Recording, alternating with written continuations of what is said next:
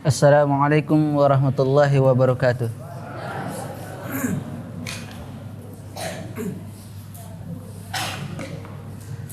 Alhamdulillah wassalatu wassalamu ala Rasulillah wa ala alihi wa sahbihi wa sallam wa wala. Asyhadu la ilaha illallah wahdahu la syarikalah wa asyhadu anna Muhammadan abduhu wa rasuluh sallallahu alaihi wasallam tasliman katsira, amma ba'd. Alhamdulillah, segala puji bagi Allah Subhanahu wa taala, Rabb semesta alam. Kita memuji Allah Subhanahu wa taala dengan pujian yang ikhlas, pujian yang tinggi, pujian kecintaan, pengagungan hanya kepadanya. Kemudian salawat dan salam atas Nabiullah Muhammad sallallahu alaihi wasallam beserta keluarga dan para sahabatnya. Wa uswatun hasanah. Rasulullah sallallahu alaihi wasallam teladan terbaik untuk seluruh manusia. Alhamdulillahilladzi bi ni'matihi tatimmu shalihat. Allah Subhanahu wa taala memudahkan kita kembali untuk berkumpul di salah satu rumah dari rumah-rumahnya, di Masjid Ad-Darain. Semoga dengan pertemuan ini Allah Subhanahu wa taala memberikan kita karunia rahmat-Nya, jadikan kita orang-orang yang istiqomah di atas agama dan sunnah Nabi Muhammad sallallahu alaihi wasallam, dan semoga Allah Subhanahu wa taala itu senantiasa menjadikan kita orang-orang yang lurus terhadap apa yang kita peroleh dari ilmu, dan semoga Allah Subhanahu wa taala mewafatkan kita di atas Islam dan sunnah, di atas Islam dan sunnah.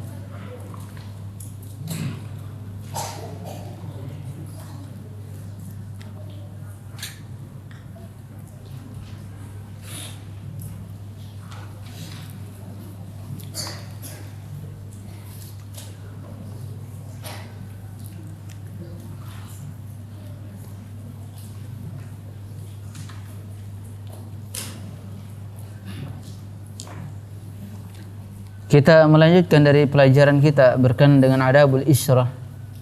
Adabul isyrah, adab-adab pertemanan, adab-adab pergaulan, adab-adab persahabatan, yang mana dahulu kita telah membahas tentang hifdzul asrar, yaitu menjaga rahasia.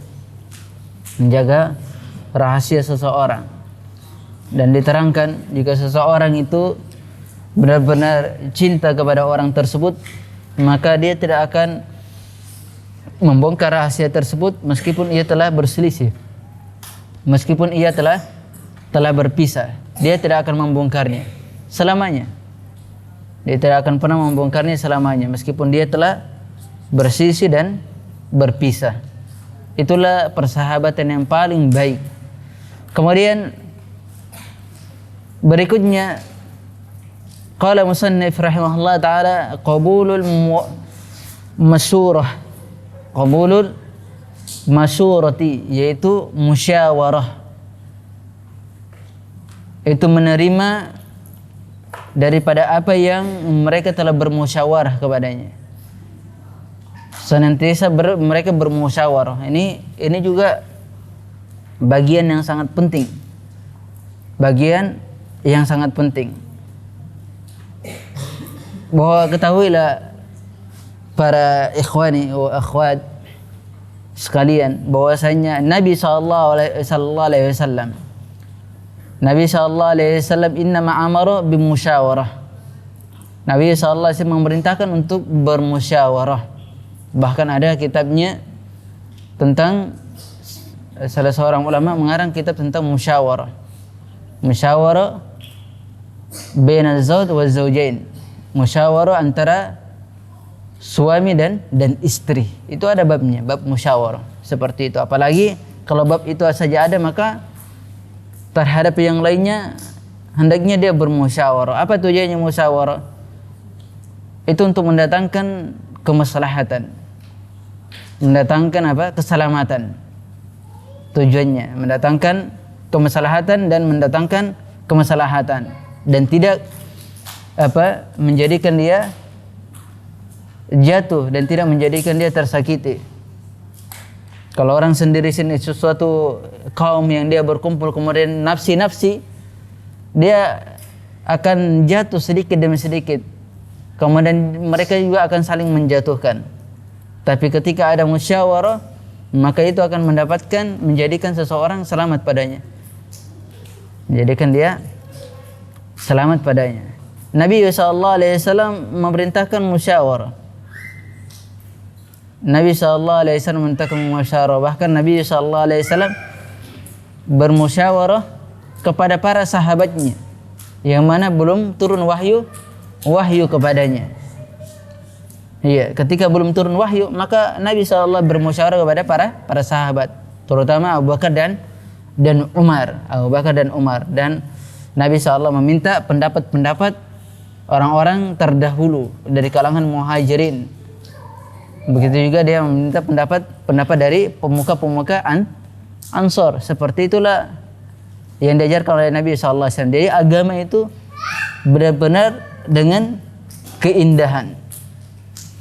Dengan keindahan. Hatta sehingga seseorang pun ketika dia berkumpul ada saling mengeluarkan ide-ide yang cemerlang.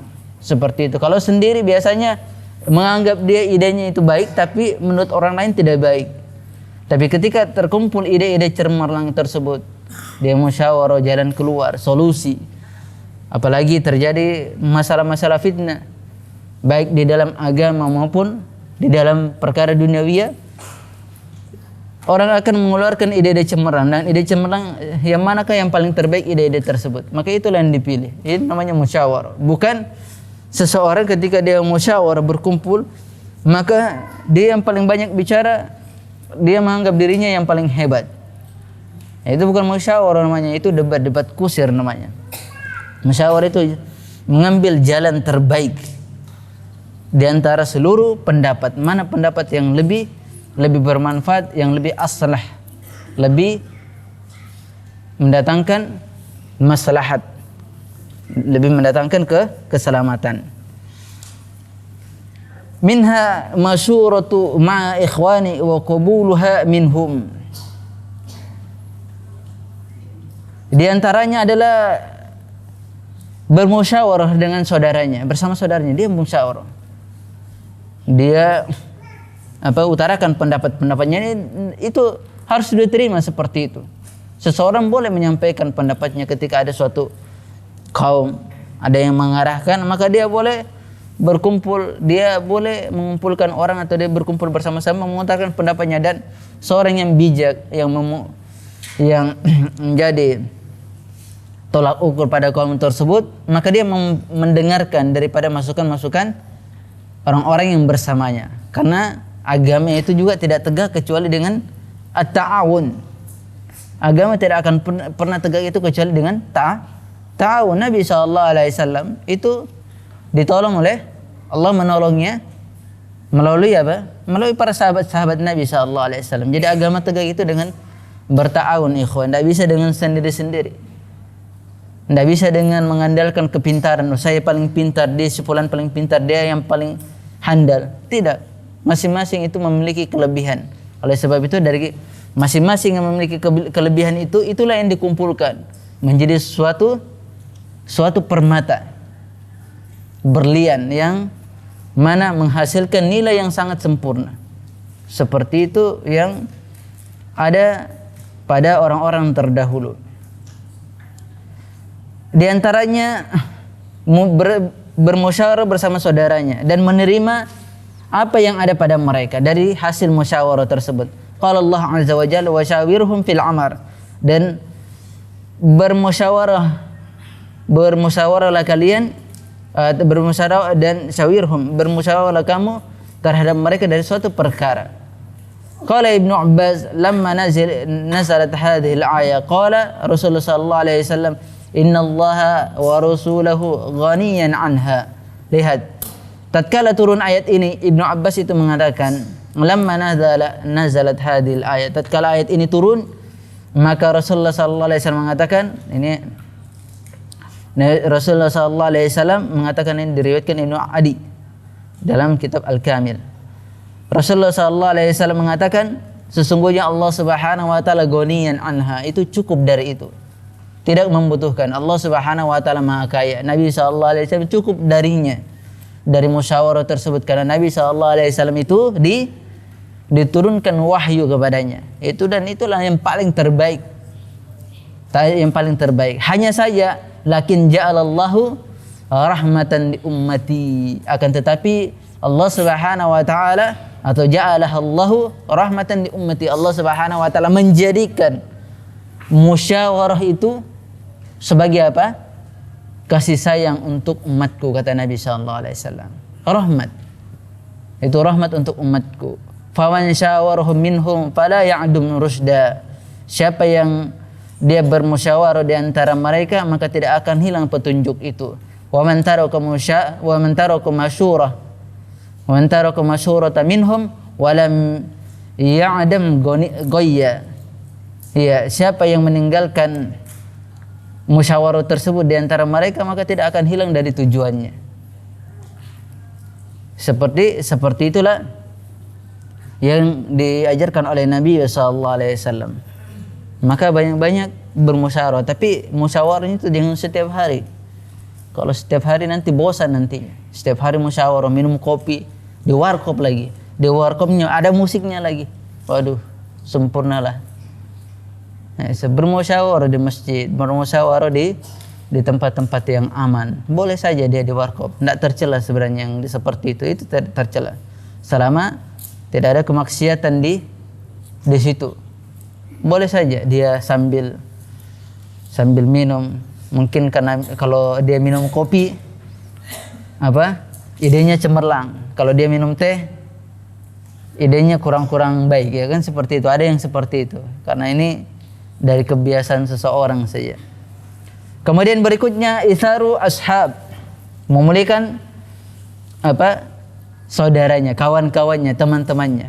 Dia memuliakan. Bahkan kemuliaannya itu kalau bisa lebih dari dirinya sendiri. Dan itulah keimanan.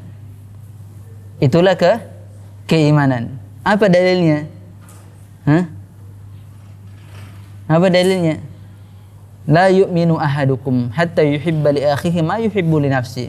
Tidaklah kalian salah seorang dikatakan beriman, yaitu kamilul iman, sempurna keimanan kalian, sebelum kalian mencintai saudara kalian lebih daripada kecintaan terhadap diri sendiri. Nah, ini kan repot ini. Ini paling tingkat tinggi daripada orang-orang yang memiliki akhlak. Itu orang-orang yang memiliki akhlak. Kalau dia punya pondasi usul akhlak ini, dia mengamalkannya itu luar biasa. Maka dia hampir mengikuti jejak siapa? Al-Ansar dari kalangan Ansar. Karena itulah yang disifatkan oleh Allah Subhanahu wa taala, sifat mereka yang diterangkan dalam Al-Qur'anul Karim. Subhanallah. Semoga kita bisa menjadi orang-orang seperti kalangan Ansar yang menolong agama Allah Subhanahu wa taala, membantu kesusahan para muhajirin. Mereka benar-benar ya ikhwah, dalam tafsir itu subhanallah, orang-orang Ansar itu benar-benar mendahulukan orang-orang muhajirin terhadap diri mereka. Ini juga ada faedah bahwasanya kita lebih berhak mendahulukan orang-orang qudama, orang-orang yang terdahulu masuk Islam, yang dahulu mengenal sunnah Nabi sallallahu alaihi wasallam. Tapi bukan berarti mereka itu sangat diagungkan, dimuliakan, tidak. Sesuai dengan kadarnya.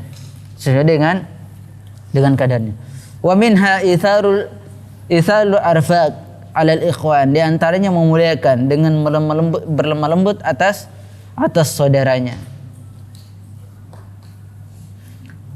Qala Allah Ta'ala wa yu'athiruna ala anfusihim walau kana bihim khasasa. Yu'athiruna ala anfusihim walau kana bihim khasasa. Mereka itu lebih mendahulukan, ya, mereka memuliakan atas saudara-saudara mereka, walau kanu bihim khasasa, daripada meskipun mereka itu butuh, lebih mendahulukan terhadap orang-orang muhajirin, mendahulukan terhadap orang-orang muhajirin. Mereka mengutamakan orang-orang muhajirin atas diri mereka, meskipun mereka itu sangat butuh, meskipun orang-orang dari kalangan Ansor itu sangat butuh terhadap apa yang dia miliki.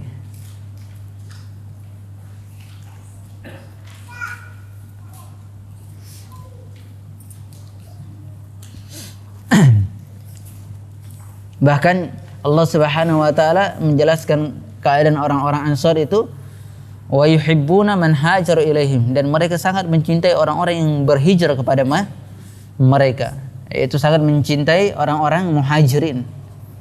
Cintanya orang-orang Ansar itu luar biasa, sampai-sampai sahabat daripada Abdurrahman bin Auf, Abdurrahman bin Auf itu ketika Nabi SAW mempersaudarakan kepada sahabat Ansar, dia memberikan pilihan. Saya memiliki 2 istri yang paling cantik, maka pilihlah di antara keduanya. Saya memiliki kebun, maka yang mana engkau sukai? Subhanallah. Ini luar biasa. Inilah bentuk kecintaan mereka.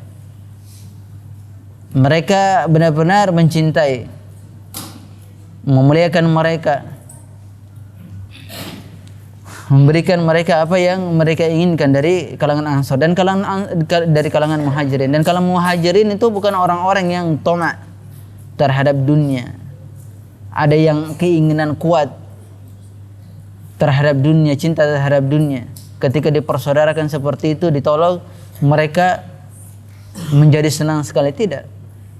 Bahkan orang-orang muhajirin itu menahan diri mereka dari hal-hal yang demikian, karena yang demikian itu adalah urusan-urusan dunia. Mereka lebih ingin cintai terhadap di dalam agama.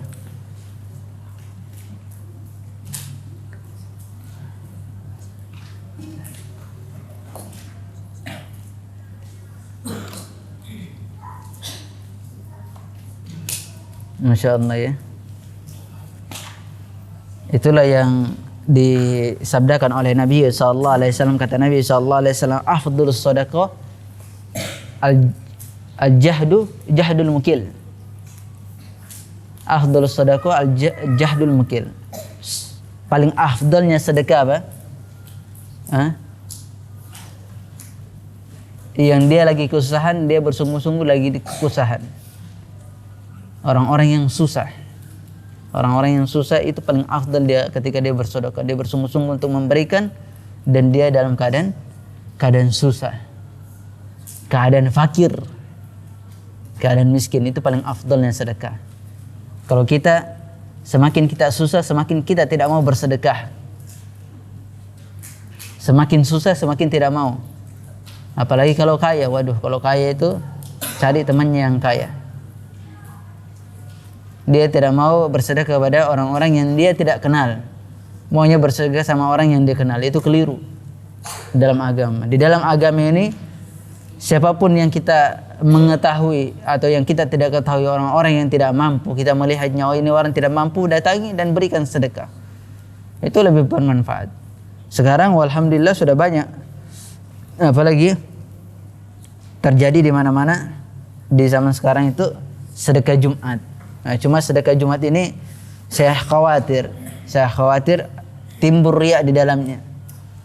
Berlomba-lomba dalam sedekah Jumat, kemudian orang akan melihat, akan difoto, dan orang berselfie dengan itu bisa menimbulkan riya. Itu bisa membahayakan daripada sedekahnya.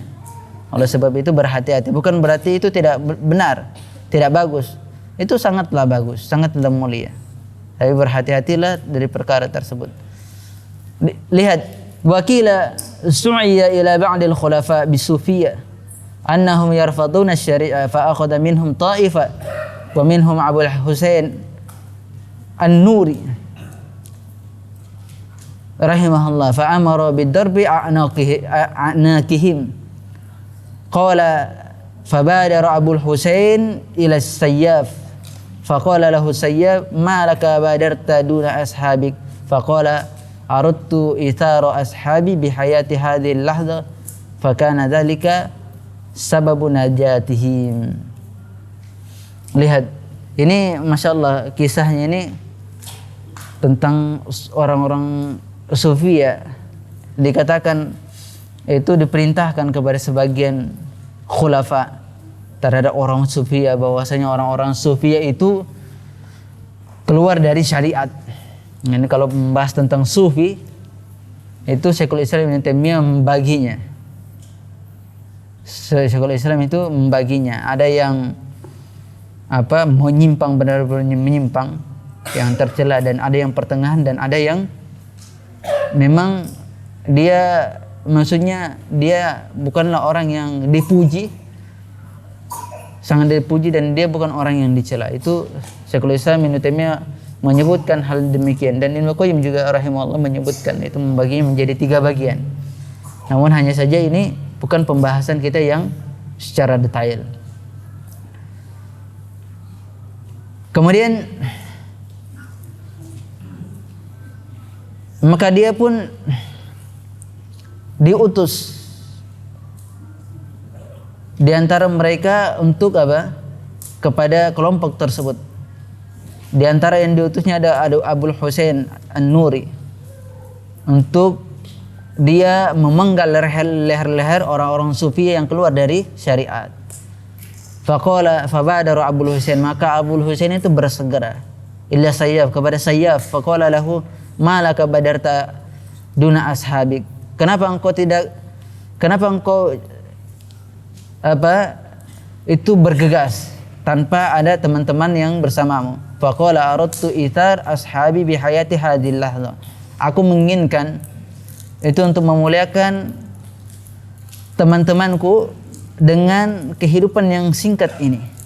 Fakana dzalika sababu najatihim, oleh sebab itulah sebab mereka selamat, yaitu orang-orang yang dari dia berteman, orang-orang yang punya teman yang menyimpang itu sampai dinasihati, memberikan nasihat agar mereka terselamatkan dari perkara yang demikian. Begitulah memuliakan teman itu bukan hanya sekadar dia memuliakan dengan harta, tapi memuliakan mereka apabila terdapat kekeliruan, penyimpangan, maka dia memberikan memberikan nasihat, bisa menyelamatkan dia dari jurang kemaksiatan, kezaliman tersebut, dari jurang penyimpangan tersebut. Begitu caranya, tapi dengan cara al-ma'ruf, dengan cara yang ma'ruf, dengan cara mendatangi dia, tidak mengekspos di media-media sosial, tidak membicarakan kekeliruan-kekeliruannya di media sosial, itu keliru. Memberikan nasihat tapi mengekspos kekeliruannya, ini juga tujuannya nasihat tapi tujuannya juga membongkar aib. Nah, ini benar-benar tidak benar. Apalagi di zaman kita ini, zaman yang benar-benar kita butuh rifq, kelemah lembutan, layyin, kelemah lembutan. Kita butuh itu di zaman sekarang. Zaman sekarang itu zaman yang penuh dengan fitnah. Banyak fitnah yang terjadi. Oleh sebab itulah berhati-hatilah seseorang, baik dia memberikan nasihat ataupun dia menyampaikan hal-hal yang baik kepada orang lain. Kemudian berikutnya at-takhalluq bi makarimil akhlaq, berakhlak dengan akhlak yang mulia. Berakhlak dengan akhlak yang mulia. Dengan mulianya akhlak dan baiknya akhlak. Di antaranya at-takhalluqu bi mahasinil akhlaq, di antaranya at-takhalluqu bi mahasinil akhlaq, itu berakhlak dengan mahasin, akhlak-akhlak yang baik, akhlak-akhlak yang baik. Ya, harus kita berakhlak kepada kawan-kawan kita. Kalau terhadap musuh saja kita berakhlak, maka terhadap kawan itu lebih berakhlak lagi. Coba akhlaknya Nabi terhadap musuhnya. Bagaimana akhlaknya Nabi terhadap musuh? Anda bisa kasih gambaran akhlak Nabi SAW terhadap musuh? Hah? Di antaranya apa? Utusan perang itu tidak boleh dibunuh. Kemudian Nabi SAW ketika di Khaybar, perang Khaybar ini, Nabi SAW mendatangi undangan wanita Yahud. Dia tetap mendatangi. Nah, ini benar-benar subhanallah, cerminan bagaimana Nabi SAW itu mengajarkan kita adab ini, akhlak ini. Dan itu terhadap musuhnya, apalagi terhadap kaum muslimin itu lebih aula. Kalau kita bertengkar, tidak mau ketemu, matanya saya tidak mau melirik, padahal ada di sampingnya, dia tidak mau melirik, pura-pura tidak tahu, atau pura-pura dia sudah tidak ada jalan lagi yang dia harus menghindar, maka pura-pura dia main HP. Iya kan begitu, biasanya kan begitu. Iya, dia ada sana, pura-pura main HP, pura-pura tidak kenal. Padahal dulu ini adalah sahabat sejati. Sahabat sejati. Tapi karena adanya perselisihan, akhirnya pura-pura tidak kenal, nggak sapa, tidak ada salam. Allah musta'an. Kemana agama? Kemana akhlak? Hanya perkara yang bisa dikompromikan, masih bisa diperbaiki. Dia bukan orang murtad keluar dari agama. Dia bukan orang kafir. Tapi bermuamalahnya lebih daripada bermuamalah orang-orang kafir. Di sana dia berkasih sayang kepada orang kafir, ketawa-ketawa terhadap orang bersama orang kafir karena ada keuntungan, ada muamalah di sana. Tetapi terhadap saudaranya yang dulu dia sangat cinta kepadanya, kemudian ada masalah, baik itu masalah secara am atau pribadi, maka tidak ada lagi toleh menoleh, tidak ada lagi kasih sayang, tidak ada lagi yang dia saling bersalaman. Wala salam wala kalam. Begitulah keadaan manusia. Hilang agama, hilang akhlak. Allah musta'an. Qala Abu Muhammad. Ini perhatikan ikhwah. Perhatikanlah. Kita belajar ini untuk benar-benar itu kita terapkan. Bukan hanya sekadar antum dengar, hilang begitu saja. Itu rugi kita belajar. Ini lama kita belajar ini. Ini bertahun ini. Iya kan? Sudah berapa tahun kita belajar ini? 2 tahunan ya? 2 tahunan ini subhanallah. Kita belajar 2 tahunan seperti ini kemudian hilang begitu saja. Tidak ada manfaat sama sekali kita belajar. Berarti benar-benar tidak berberkah apa yang kita pelajari. Apa sebabnya? Tidak ada keikhlasan. Bukan karena Allah Subhanahu wa taala, karena terpaksa. Karena terpaksa ingin ngumpul, karena itu kewajiban. Ya kan semuanya bukan karena Allah Subhanahu wa taala, kan hilang semuanya ikhwah.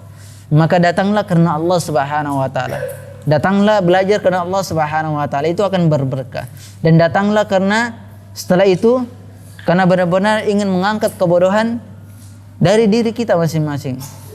Dan untuk mengamalkan apa yang kita dapatkan. Begitu namanya orang belajar. Tapi kalau kita hanya sekedar datang menunaikan kewajiban, tidak enak, hanya berkumpul ingin ketemu, tidak akan bermanfaat, tidak akan antum bisa mengamalkan, dan keberkahan yang ada pada antum itu akan berkurang.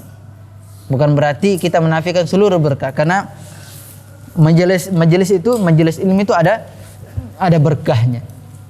Majelis ilmu ada berkahnya. Kemudian qala Abu Muhammad Al-Hariri, berkata Abu Muhammad Al-Hariri, kamalur rajuli fi thalatha. Lihat, kesempurnaan seorang itu ada 3. Kesempurnaan seorang itu ada 3. Seorang lelaki fi thalatha, al-ghurba was-suhbah wal fitnah.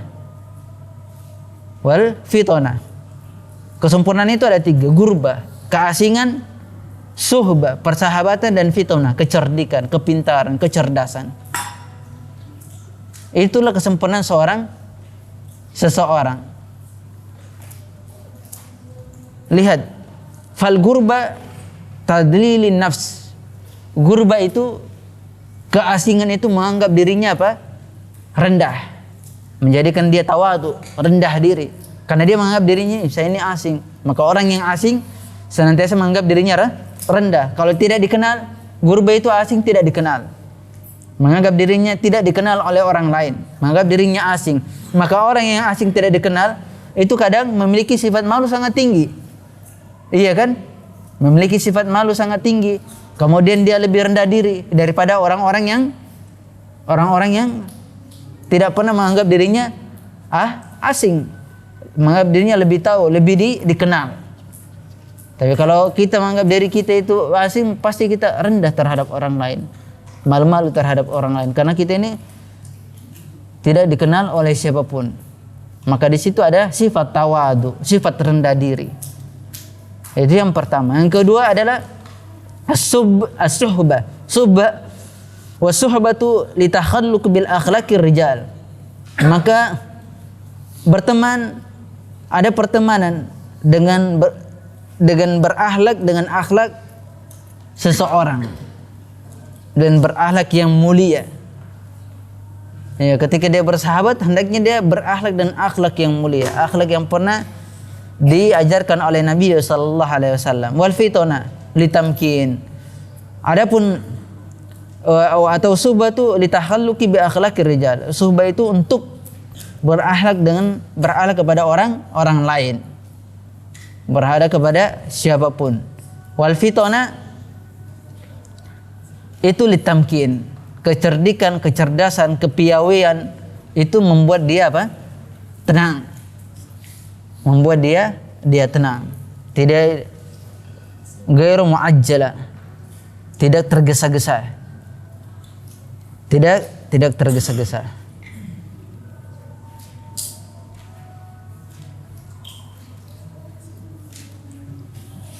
Jam berapa isanya, ikhwan?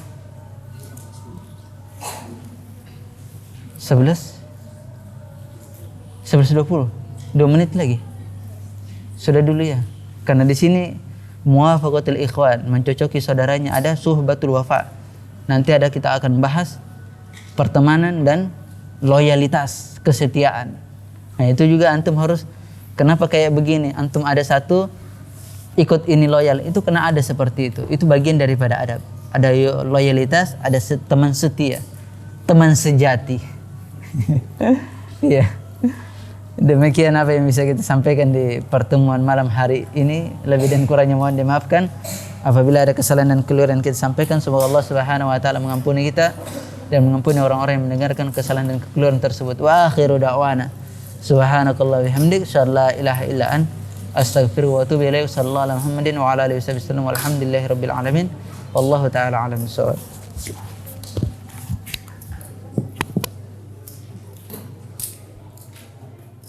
Kayaknya kita